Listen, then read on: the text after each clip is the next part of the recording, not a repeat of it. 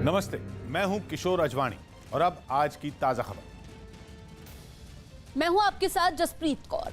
BJP में शामिल होने के बाद आज ज्योतिरादित्य सिंधिया पहली बार भोपाल जा रहे हैं। आज शाम करीब 4 बजे सिंधिया विशेष विमान से भोपाल पहुंचेंगे। फिर एयरपोर्ट से उनका काफिला एक रोड शो की तरह बीजेपी दफ्तर पहुंचेगा। बीजेपी दफ्तर में सिंधिया के भव्य स्वागत की तैयारियां की गई हैं। सिंधिया आज भोपाल में ही रहेंगे और कल वो भोपाल से राज्यसभा के लिए दोपहर 2 बजे नामांकन दाखिल करेंगे। इसके बाद वो देर शाम दिल्ली लौट आएंगे। देर रात ज्योतिरादित्य सिंधिया ने एक ट्वीट कर बीजेपी में उन्हें शामिल करने के लिए पीएम मोदी समेत पूरे बीजेपी परिवार का धन्यवाद भी किया। अपने ट्वीट में सिंधिया ने लिखा कि बीजेपी में मुझे शामिल करने और मेरा स्वागत करने के लिए पीएम मोदी, जेपी नड्डा, अमित शाह और बीजेपी परिवार का शुक्रिया। ये न सिर्फ मेरे जीवन में एक अहम बदलाव का समय है, बल्कि पीएम मोदी की अगुवाई में जन सेवा के लिए मेरी प्रतिबद्धता को पूरा करने का मौका भी है। जिस आत्मीयता से बीजेपी के सभी वरिष्ठ जनों ने मुझे अपने परिवार में शामिल होने पर शुभकामनाएं प्रदान की है, मेरा स्वागत किया है, उससे मैं अभिभूत हूं। आप सभी को हृदय से धन्यवाद। ज्योतिरादित्य सिंधिया के बीजेपी में शामिल होने को राजस्थान के डिप्टी सीएम सचिन पायलट ने बेहद दुर्भाग्यपूर्ण बताया है। ज्योतिरादित्य सिंधिया की तरह ही सचिन पायलट भी राहुल गांधी के करीबी माने जाते हैं। सचिन पायलट ने ट्वीट कर कहा, यह देखना दुर्भाग्यपूर्ण है कि ज्योतिरादित्य सिंधिया ने कांग्रेस पार्टी छोड़ दी है। काश पार्टी में बातचीत के जरिए विवाद सुलझा लिए गए होते।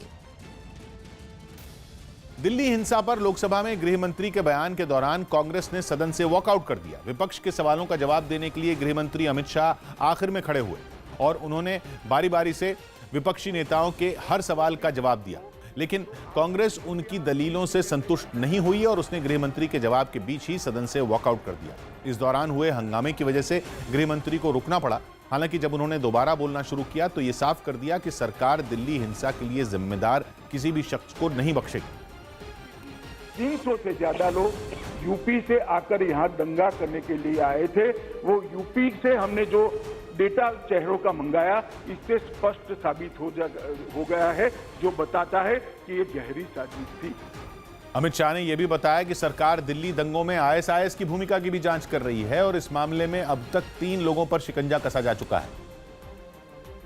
आईएस से जुड़े हुए 2 व्यक्तियों की गिरफ्तारी करी है, एक को हिरासत में लिया है, जो सोशल मीडिया के माध्यम से विदेश से आए हुए फुटेजों को गलत तरीके से लोगों के बीच में ले जाते थे और दंगों से जुड़े 10 महत्वपूर्ण मामले हैं, उसको एक वरिष्ठ अधिकारियों की और टीम बनाकर मान्यवर हम जांच कर रहे हैं। गृह मंत्री अमित शाह ने कांग्रेस अध्यक्ष सोनिया गांधी पर भी तीखा हमला बोला। उन्होंने सोनिया गांधी के एक बयान को हिंसा के लिए जिम्मेदार ठहराया। 14 दिसंबर को रामलीला मैदान में एक पार्टी बड़ी रैली करती, एंटी-सीए रैली में पार्टी के अध्यक्ष महोदय भाषण करते हैं कि घर के बाहर निकलो, आर पार की लड़ाई निकलो, अस्तित्व का सवाल। इसके बाद उनके एक वरिष्ठ नेता भाषण करते हैं, अभी नहीं निकलोगे तो कायर कहलाए जाओगे। क्या भाषण है? और इतनी सारी हेट स्पीच दादा बोलते हो आप सब लोग, ये हेट स्पीच नहीं लगती क्या आपको? इससे पहले लोकसभा में दिल्ली हिंसा पर चर्चा शुरू होते ही कांग्रेस ने गृह मंत्री अमित शाह पर जोरदार हमला बोला और अधीर रंजन चौधरी ने उन पर हिंसा के दौरान जरूरी कदम नहीं उठाने का आरोप लगाया। यह दिल्ली की रखरखाव, कानून व्यवस्था सारे की जिम्मेदारी हमारा गृह मंत्री की है। 3 दिन आप कहां थे, ये जरूर हमें कहलाना पड़ेगा। एआईएमआईएम पार्टी के अध्यक्ष असदुद्दीन ओवैसी ने भी दिल्ली हिंसा के लिए केंद्र सरकार और दिल्ली पुलिस को कटघरे में खड़ा किया। सरकार ने ही खुद इस दंगे को रोकने में नाकाम साबित हुए, बल्कि 24 घंटे से ज्यादा अगर कोई दंगा चलता है, कम्युनल कार्य चलता है, तो मैं आपको 10 इंक्वायरी कमीशन की रिपोर्ट बता दूंगा जो कहते हैं कि सरकार और पुलिस मिलकर दंगा कराती है। संसद में दिल्ली हिंसा पर चर्चा के समय बीजेपी सांसद मीनाक्षी लेखी ने कपिल मिश्रा पर निशाना साधने वालों को खरी खरी सुनाई और विपक्षी नेताओं के बयानों का जिक्र कर दिया। सोनिया जी का बयान है, आर पार की लड़ाई होगी, सड़कों पर सब निकलो। कपिल मिश्रा को जिम्मेवार ठहराया शारजिल इमाम की हरकतों के लिए। कपिल मिश्रा को जिम्मेवार ठहराया ताहिर हुसैन की हरकतों के लिए। कपिल मिश्रा को किस किस चीज के लिए जिम्मेवार ठहराओगे, जब ये सब राइटिंग के लिए, ये सब हिंसा के लिए जिम्मेवार कुछ और ही लोग थे। मीनाक्षी लेखी के जवाब में टीएमसी सांसद सौगत रॉय ने बीजेपी पर पलटवार किया। बीजेपी सांसद के कपिल मिश्रा का बचाव करने पर उन्होंने आपत्ति जाहिर की तो मीनाक्षी लेखी हंसती नजर आई। Call her the devil's advocate. She is the best devil's advocate possible. She has also been an advocate for Delhi police, which has shown total inaction. AIMIM सांसद असदुद्दीन ओवैसी ने दिल्ली हिंसा पर चर्चा के समय पीएम पर ही हमला बोला। ओवैसी ने पीएम पर ट्रंप के स्वागत में लगे होने की वजह से मामले की अनदेखी करने का आरोप लगाया। When Indians were being butchered and their dead bodies were dumped in a nala, the Navy band was playing "Can You Feel the Love Tonight." I don't know what love Mr. Prime Minister felt for whom. UP के लखीमपुर में एक परीक्षा के दौरान सामूहिक नकल करवाने का एक वीडियो सोशल मीडिया पर वायरल हो गया। बताया गया कि यह वीडियो एक कॉलेज में 5 मार्च को हुई बीए की परीक्षा के दौरान रिकॉर्ड किया गया, जिसमें एक आदमी क्लासरूम की खिड़की के पास खड़ा दिखाई दिया जो परीक्षा दे रहे छात्रों को बोल बोल कर नकल करवा रहा था। 65 क्लासरूम में परीक्षा देने के लिए काफी संख्या में छात्र पहुंचे थे, जिन पर निगरानी रखने के लिए वहां एक टीचर भी मौजूद था। इसके बावजूद एक आदमी बड़ी आसानी से खिड़की के पास खड़े होकर छात्रों को नकल करवाता रहा। इतना ही नहीं, सभी सवालों के जवाब बताने के बाद उस आदमी ने छात्रों से यह भी पूछा कि कोई जवाब छूट तो नहीं गया। गुजरात के राजकोट में एक लड़के ने एक लड़की को बीच सड़क पर बेरहमी से पीटा। बताया गया कि दोनों के बीच पहले दोस्ती थी, लेकिन बाद में जब इस दोस्ती में दरार आई तो लड़के ने बीच सड़क पर लड़की को निशाना बनाया। मारपीट के समय आसपास कई लोग मौजूद थे, लेकिन किसी ने भी लड़की को बचाने की हिम्मत नहीं जुटाई। इस घटना का वीडियो सोशल मीडिया पर ही वायरल हो गया, जिस पर अब पुलिस ने भी कार्रवाई का भरोसा दिया है। लोगों को कोरोना वायरस से बचाने के लिए लंदन के कुछ वैज्ञानिकों ने एक टीका तैयार किया है, जिसका परीक्षण लोगों पर किया जाएगा, जिसके लिए परीक्षण करवाने वाले लोगों को करीब 3,40,000 रुपए दिए जाएंगे भारतीय रुपयों के हिसाब से। रिपोर्ट के मुताबिक इस टीके को बनाने में मदद करने के लिए वैज्ञानिकों ने 24 लोगों को भर्ती किया है। रिपोर्ट में बताया गया कि जिन लोगों पर यह परीक्षण किया जाएगा उन्हें 2 हफ्ते तक वैज्ञानिकों की निगरानी में रहना होगा। साथ ही परीक्षण के दौरान वो लोग किसी से मिल नहीं सकेंगे और जरूरत के मुताबिक ही उन्हें खाने पीने को दिया जाएगा। कोरोना वायरस से निपटने के लिए पीएम मोदी के निर्देश पर बनाए गए मंत्री समूह की बुधवार को दिल्ली में एक अहम बैठक भी हुई।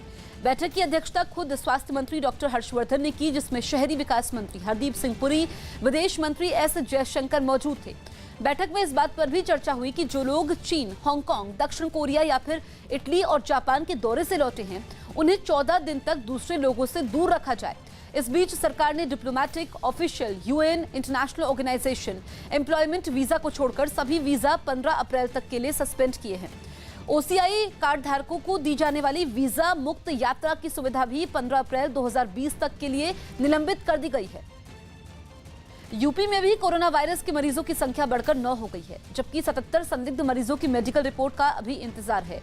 यूपी सरकार के मुताबिक यूपी में बॉर्डरों के जरिए आने वाले 12 लाख लोगों की जांच की गई।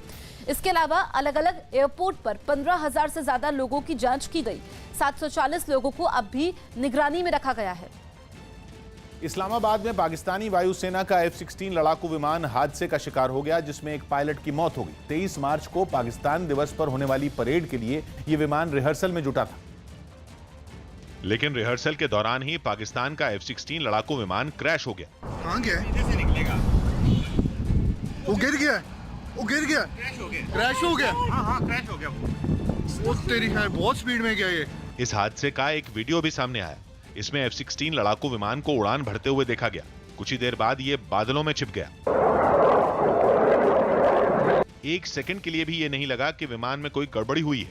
लोग वीडियो बना रहे थे और उसी बीच विमान को तेजी से नीचे आते देखा गया। वीडियो बना रहे लोगों को यही लगा कि ये भी रिहर्सल का हिस्सा है, लेकिन जब विमान इस्लामाबाद के शकरपड़िया इलाके में नीचे गिरा और उसमें तेज धमाका हुआ तो हर कोई घबरा गया। जिस जगह विमान गिरा वहां से थोड़ी दूर ही रिहायशी इलाका है, मतलब विमान जरा भी इधर उधर होता तो कई लोगों की जान जा सकती थी। इस हादसे में पाकिस्तान के पायलट नोमान अकरम की मौत हो गई। पाकिस्तानी वायुसेना ने भी इस घटना की जांच के आदेश दे दिए। मध्य प्रदेश में कमलनाथ सरकार पर खतरा मंडराने के बाद कांग्रेस नेता संजय निरुपम ने महाराष्ट्र की गठबंधन सरकार के भी गिरने की आशंका जाहिर की। 3 दलों की सरकार है और इसके बारे में मैं हमेशा कहता हूं कि ये तो उधार का सिंदूर लेकर के सुहागन बनने वाली बात है। तो ऐसे सुहाग टिकते नहीं हमेशा। तो ऐसी सरकार बहुत मजबूत है, मैं ऐसा नहीं मानता हूं। हालांकि शिवसेना ने दावा किया कि महाराष्ट्र सरकार बिल्कुल मजबूत है और बीजेपी से उसे कोई खतरा नहीं। बीजेपी ने कोशिश तो की थी ना सरकार बनाने की, ऑपरेशन किया था, ऑपरेशन उसके ऊपर ही उलट गया।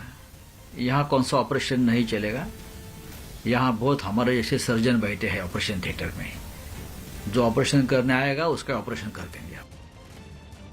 भारत में जल्द ही उड़ने वाली कार में लोग सवारी कर सकेंगे, क्योंकि गुजरात में अगले साल से ऐसी कारें बननी शुरू हो जाएंगी। News18.com की एक रिपोर्ट के मुताबिक हॉलैंड की कंपनी पैलवी गुजरात में उड़ने वाली कार बनाने की फैक्ट्री लगाने की तैयारी में है और इसके लिए कंपनी और गुजरात सरकार के बीच एक MOU भी साइन हो चुका है, जिसके तहत गुजरात सरकार फैक्ट्री लगाने के लिए कंपनी को हर तरह की मंजूरी दिलाने में मदद करेगी। रिपोर्ट के मुताबिक कार 3 मिनट में दौड़ते हुए उड़ती कार में तब्दील हो जाएगी। इस उड़ने वाली कार में छोटे विमान में इस्तेमाल होने वाले 2 इंजन लगाए जाएंगे, जिसकी वजह से उड़ने के दौरान कार की रफ्तार 180 किलोमीटर प्रति घंटा की होगी। खबर है कि कंपनी को अभी से ही 100 उड़ने वाली कार के ऑर्डर मिल चुके हैं। मुंबई में कोरोना वायरस के 2 मरीज सामने आए हैं। ये पहली बार है जब मुंबई में मरीजों की पुष्टि हुई है, जबकि पुणे में 8 मामलों की पुष्टि हो चुकी है। इसके साथ ही महाराष्ट्र में कोरोना वायरस पीड़ितों की संख्या बढ़कर 10 हो गई। इस बीच कोरोना वायरस को देखते हुए विधानसभा सत्र को भी छोटा किया जा सकता है। सभी 10 मरीज 40 लोगों की उस टीम का हिस्सा हैं जो हाल ही में विदेश दौरे से लौटे हैं।